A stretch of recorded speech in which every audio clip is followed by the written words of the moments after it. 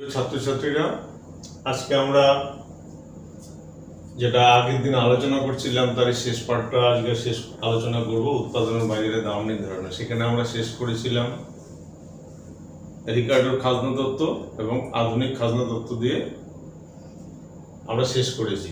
আজকে রিকার্ডোর খাজনা আধুনিক খাজনা তত্ত্বের মধ্যে একটা পার্থক্য আলোচনা করব। তার আগে আধুনিক খাজনা তত্ত্বটা কি বলেছিলাম একবার বলিনি। আধুনিক খাজনা তত্ত্বে বলা হচ্ছে যে কোনো উপাদানের ট্রান্সফার আর্নিং মানে স্থানান্তর আয়, তাহলে স্থানান্তর আয় অপেক্ষা যেটুকু অধিক উপার্জন হয় সেটাকে বলা হচ্ছে আর্থিক খাজনা বা অর্থনৈতিক খাজনা। আমরা আগের দিন ছবি দিয়ে সেটা বুঝিয়েছিলাম। সেটা কিরকম দেখো, এটা হচ্ছে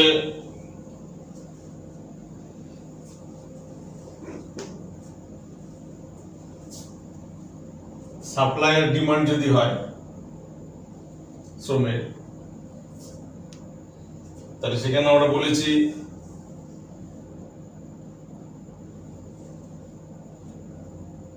এই পরিমাণ যদি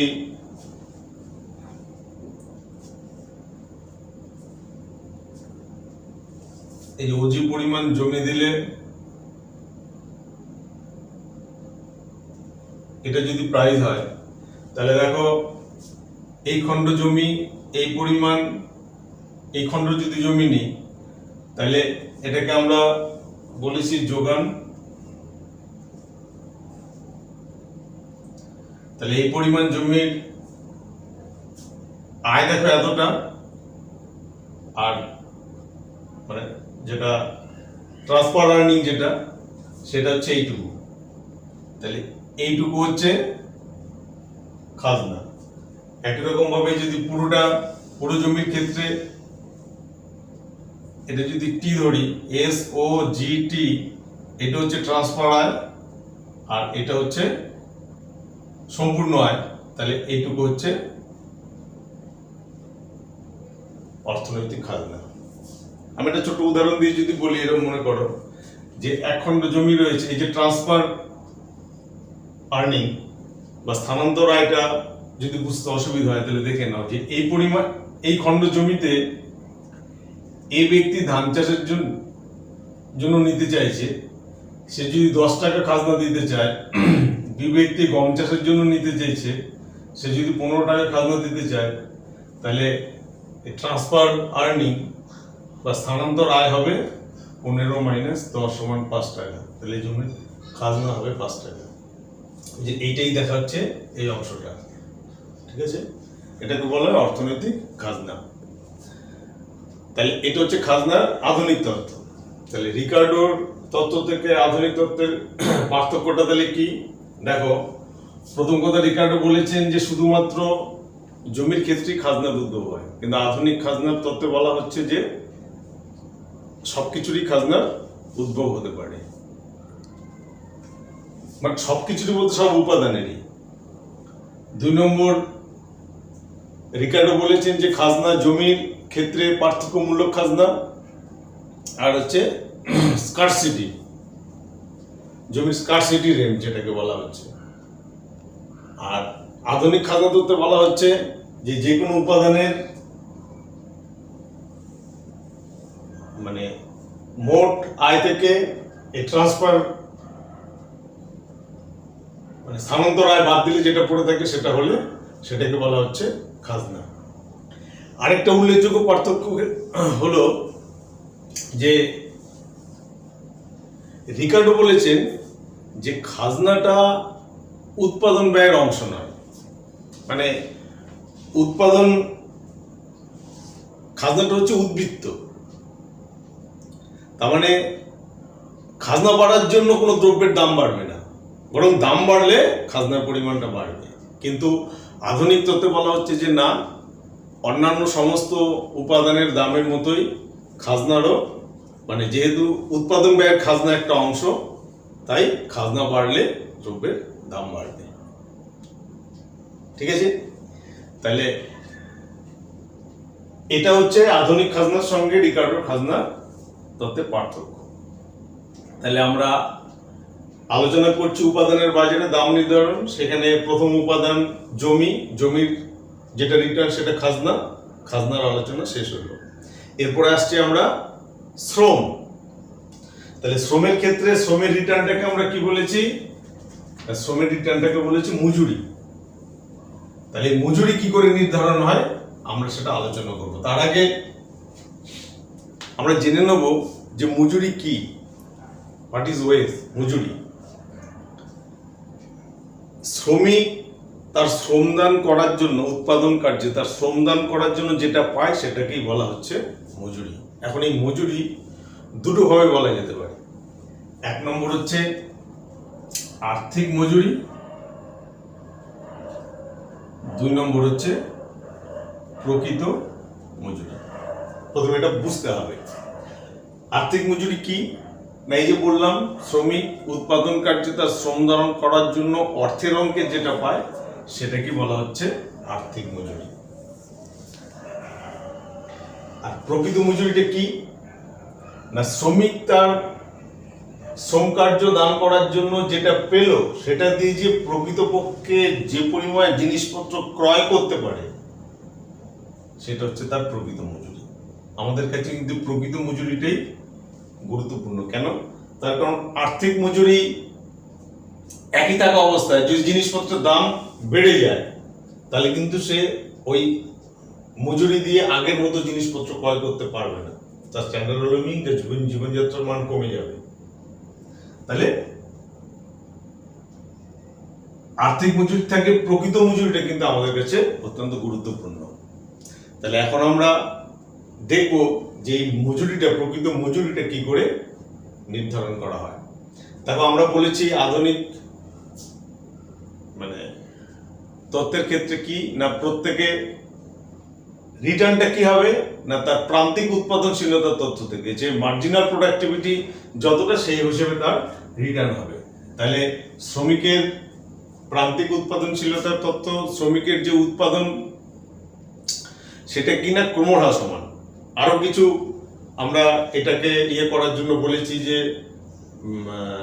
আরো কিছু অনুমান আমাদের ধরা হয়েছে যে সব শ্রমিক একই সমমানের আর কি, সমজাতীয় চলনশীলতা রয়েছে, ক্ষুদ্র ক্ষুদ্র অংশে ভাগ করা যায় ইত্যাদি ইত্যাদি। সেখান থেকে আমরা কি দেখেছি যে যদি এটা হচ্ছে শ্রমের প্রান্তিক উৎপাদন, মার্জিনাল ফিজিক্যাল প্রোডাক্ট, যদি এটা হয় তাহলে শ্রমের মজুরিটা কি করে এর মার্জিনাল রেভিনিউ প্রোডাক্টের উপর ডিপেন্ড করে। দেখো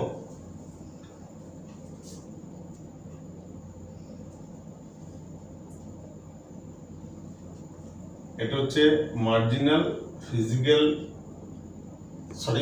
রেভিনিউ প্রোডাক্ট অফ লেবার। তাহলে এই পরিমাণ যদি শ্রমিক নিয়োগ করা হয় তার মজুরি হবে ওপি। এটা কি বোঝাচ্ছে যে আমরা উৎপাদন কার্যে যে পরিমাণ শ্রমিক নিয়োগ করি শেষ শ্রমিকের প্রোডাক্টিভিটি যেটা মার্জিনাল প্রোডাক্টিভ বলেছি সেই অনুযায়ী তার মজুরি স্থির হয়। ঠিক আছে? তাহলে এইখানে দেখো শ্রমিকের পরিমাণ, চাহিদার পরিমাণটা বলা হচ্ছে, যোগানের পরিমাণটা সেই অর্থে এখানে বলা হয়নি। তাহলে আমরা এই শ্রমিকের আরেকটা জিনিস একটু বলে নিই যে এই যে বললাম মার্জিনাল প্রোডাক্টিভ অনুযায়ী শ্রমিকের মজুরি স্থির হয়, বাস্তবিক পক্ষে দেখা যায় যে ফার্মের মালিক বা উদ্যোক্তা, উৎপাদক যারা, তারা কিন্তু শ্রমিককে সবসময় কম মজুরি দিতে চায়। সে তার মার্জিনাল প্রোডাক্টিভ অনুযায়ী কিন্তু সবসময় মজুরি পায় না, তার চেয়ে কম মজুরি পায়। এই যে কম পাচ্ছে এর জন্য তারা যাতে তাদের প্রাপ্য মজুরি পায় এর জন্য তাদের কি করতে হয় না, মালিক পক্ষের সঙ্গে দর কষাকষি, প্রয়োজনে আন্দোলনে যেতে হয়। তাহলে মালিক পক্ষের সঙ্গে দর কষে, যৌথ দর কষে, একদিকে মালিক আরেকদিকে শ্রমিক, এই দর কষাকষির মাধ্যমে কি করে শ্রমের বাজারে মজুরি স্থির হয় আমরা দেখব। তার আগে আমরা এই যে বললাম যে শ্রমের যোগান রেখাটা কিরকম হয়, চাহিদা রেখা তো এই যে মার্জিনাল রেভিনিউ প্রোডাক্টের মাধ্যমে দেখো চাহিদা রেখা ডাউনওয়ার্ড স্লোপিং হবে। তাহলে শ্রমের সাপ্লাই কার্ভ বা যোগান রেখাটা কিরকম হয় আমরা দেখি। তাহলে আমরা এখান থেকে দেখছি যে শ্রমের মজুরি যত বাড়বে শ্রমের যোগান তত বাড়বে, মানে যত বেশি মজুরি দেবো তত বেশি পরিমাণ শ্রমিক কাজ করতে চাইবে। কিন্তু দেখা গেছে যে তাহলে যদি যত এই যে বেশি মজুরি শ্রমিক তত বাড়ছে মানে আপওয়ার্ড রাইজিং, কিন্তু একটা সময় পর শ্রমিক তো আফটার অল মানুষ, তাহলে মানুষ বেশি পরিমাণ পয়সা পেলে কাজ বেশি করবে, করতে করতে একটা সময় দেখা যাবে তার মজুরি যখন একটা অঙ্কের ওপরে উঠে যাবে সে তখন শ্রমের চাইতে তার লিজার টাইম মানে বিশ্রাম নেওয়াটা বেশি পছন্দ করবে, তখন মজুরি হার বাড়ালেও যোগান বাড়বে না, তখন সেটা পেছন দিকে এরকম বেঁকে যাবে। তাহলে এটা হচ্ছে শ্রমের যোগান রেখা। তাহলে কখনো কখনো এরকম প্রশ্ন হয় যে শ্রমের যোগান রেখা এরকম পশ্চাৎমুখী হয় কেন, বুঝা গেল? তাহলে দেখো এই যে শ্রমের এই যে মজুরি এই ও পি পরিমাণ মজুরি হলে শ্রমের যোগান হবে মনে করো এই এম, আবার মজুরির হার বাড়লো ও পি ওয়ান, দেখো শ্রমের যোগান বেড়ে গেল ও এম ওয়ান, কিন্তু আরো মজুরি বাড়লো মনে করো ও পি টু, দেখো শ্রমের যোগান কমে গেল।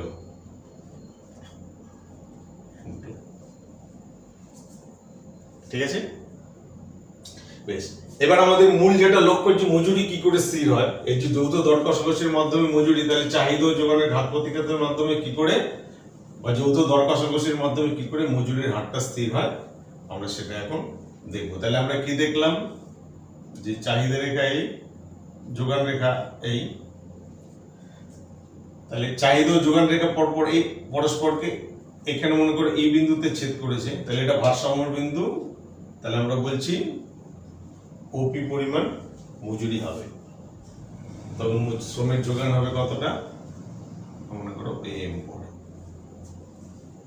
তাহলে মজুরি যদি তার চেয়ে বেশি হয়, মনে করো এটা ভারসাম্য মজুরি নয়, তাহলে তার চেয়ে যদি বেশি হয়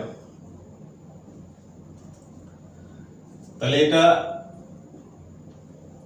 দেখো ও পি ওয়ান মজুরি বেশি, মজুরিতে শ্রমের যোগান বেশি হবে,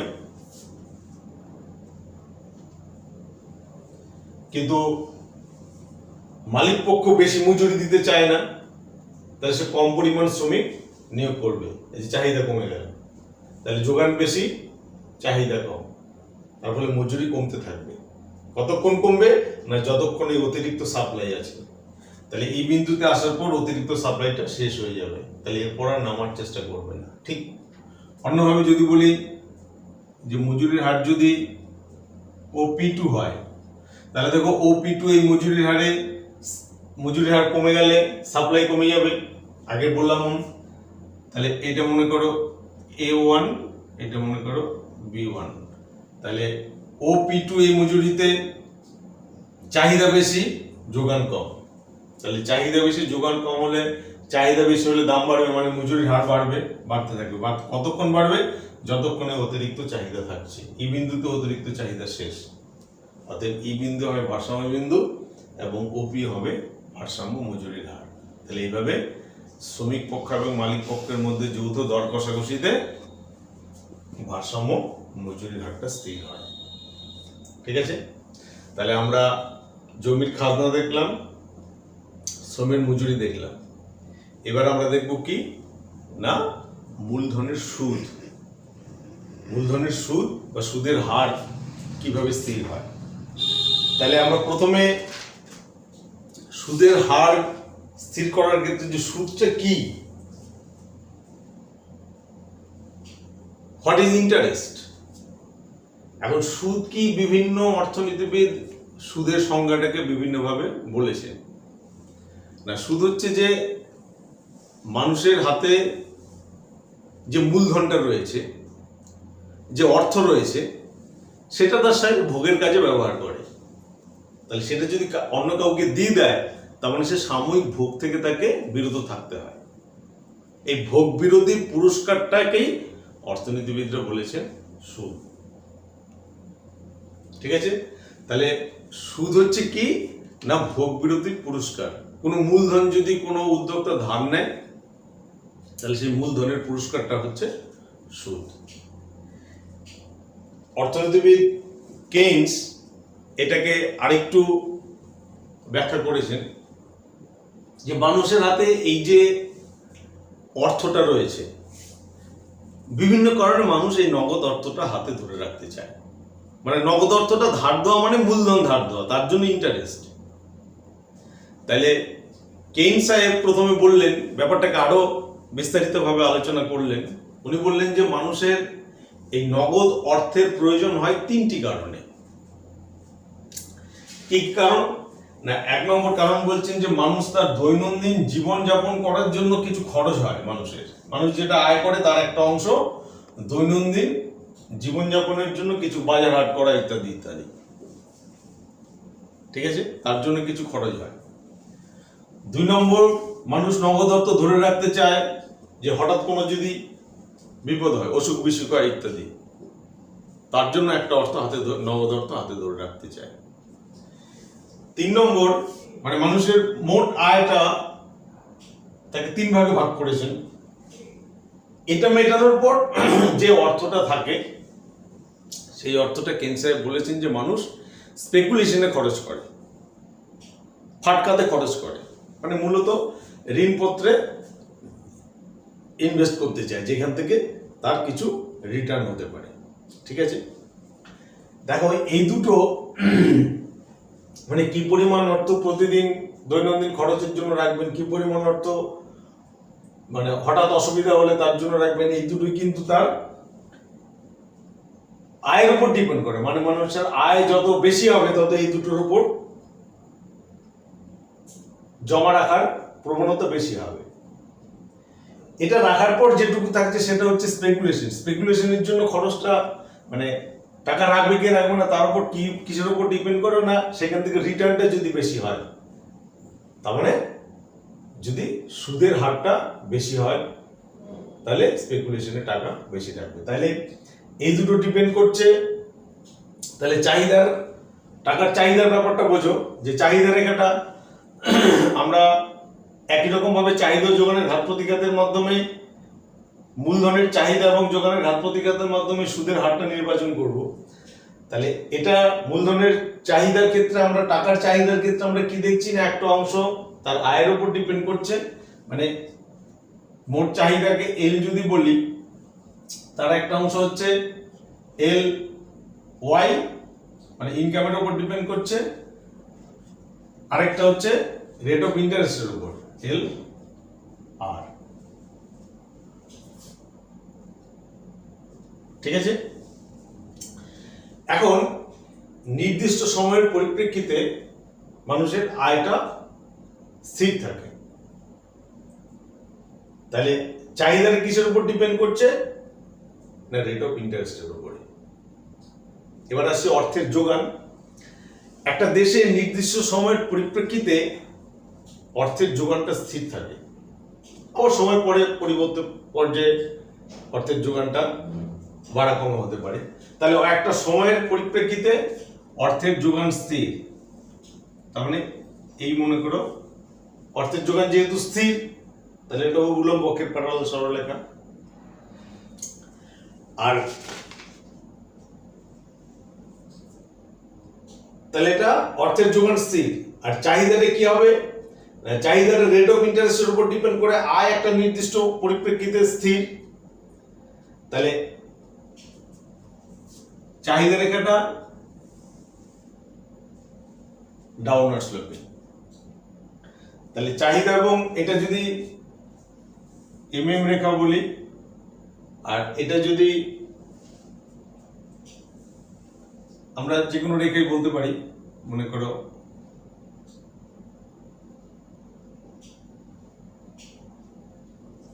তাহলে এইখানে ছেদ করেছে চাহিদা এবং যোগান। তাহলে এইটা হবে সুদের হার। দেখো সুদের হার যদি তার চেয়ে বেশি হয় তাহলে এখানে চাহিদা বেশি, মানে যোগান বেশি চাহিদা কম, তাহলে রেট অফ ইন্টারেস্টটা কমতে থাকবে। কমতে কমতে কোথায় হবে না, এটা মনে করো ই বিন্দু। তাহলে এরপরে মানির যোগানটা কমে গেল, কমতে কমতে এখানে আর অতিরিক্ত যোগান থাকলো না, তাই রেট অফ ইন্টারেস্ট এখানে স্থির হবে। আবার যদি রেট অফ ইন্টারেস্ট তার চেয়ে কম হয়, তাহলে এখানে দেখো টাকার যোগান কম চাহিদা বেশি, চাহিদা বেশি হলেই রেট অফ ইন্টারেস্ট বাড়তে থাকবে, বাড়তে বাড়তে আরে এসে চাহিদা যোগান সমান হবে। অর্থাৎ এখানে এটাই হবে ভারসাম্য সুদের হার।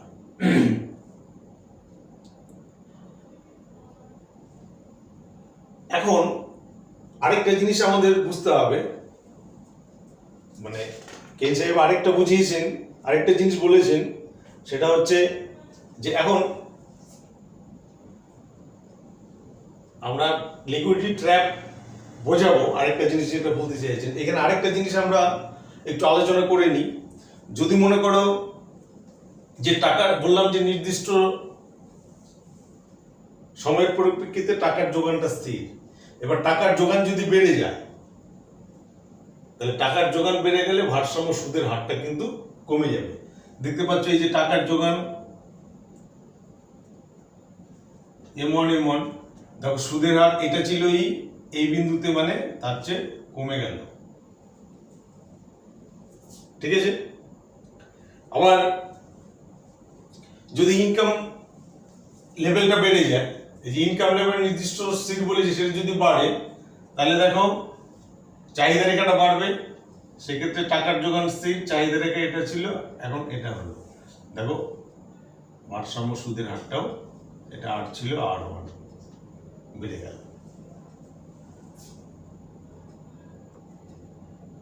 ঠিক আছে, এবারে এখান থেকে আমরা দেখতে পাচ্ছি যে রেট অফ ইন্টারেস্ট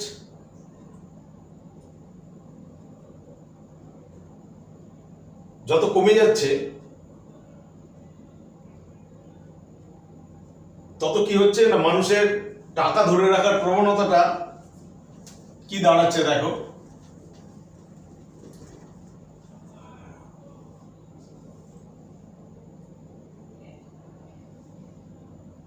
এই যে এটা টাকার যোগান রেখা, এটা চাহিদা রেখা, চাহিদা রেখা একটা সময় কমতে কমতে ভূমিঅক্ষের প্যারালাল হয়ে যায়, তখন রেট অফ ইন্টারেস্টটা, এইটা দেখো ভারসাম্য,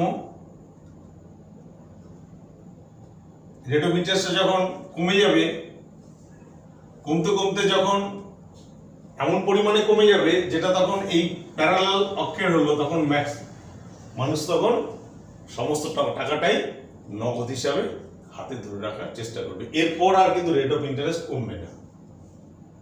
এটাকে বলা হচ্ছে লিকুইডিটি ট্র্যাপ, তরলের ফাঁদ।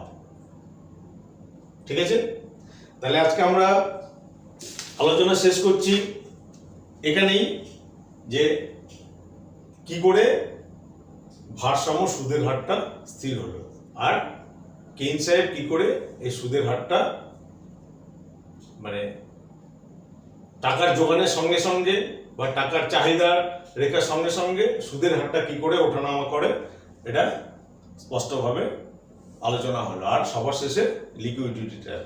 তাহলে আজকে আমরা আলোচনা করলাম কি না, আধুনিক খাজনার সঙ্গে রিকার্ডোর খাজনার তুলনা, কি করে মজুরির হার নির্ধারণ হয়, আর কি করে সুদের হার নির্ধারণ হয়। তাহলে এখান থেকে আমি বলেছি 5 নম্বর প্রশ্ন হবে, আমি 5 নম্বর প্রশ্নগুলো দিয়ে দেবো, তোমরা সেগুলো বাড়িতে চেষ্টা করবে, অসুবিধা হলে আমাকে প্রশ্ন করবে। তাহলে আজকের আলোচনা এখানেই শেষ করছি।